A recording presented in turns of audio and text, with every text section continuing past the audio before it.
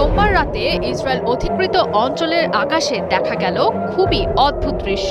একটি বড় জ্বলন্ত অগ্নিগোলক, তার চারপাশে ছোট ছোট অসংখ্য আগুনের বল আকাশ থেকে নামছে ইসরায়েলের ভূখণ্ডের ওপর। এ দৃশ্য গোটা পৃথিবীতে চাঞ্চল্যের তৈরি করেছে। এরপরই জানা গেছে ইরান এমন এক মিসাইল ব্যবহার করেছে যার ক্ষমতা যেমন অবিশ্বাস্য তেমন মারাত্মক।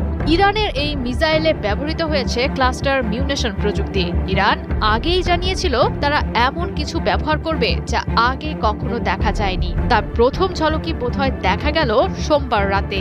এ ধরনের মিসাইল ঠেকানোর সক্ষমতা প্রচলিত এয়ার ডিফেন্স সিস্টেমের খুবই কম। ইসরায়েলও পারেনি ঠেকাতে। ক্লাস্টার মিউনেশন হলো এমন এক ধরনের ক্ষেপণাস্ত্র যেটি বড় একটি ওয়ারহেড মাঝ আকাশে খুলে অসংখ্য ছোট ছোট বোমা বা সাব মিউনিশন ছড়িয়ে দেয়। এটি একবার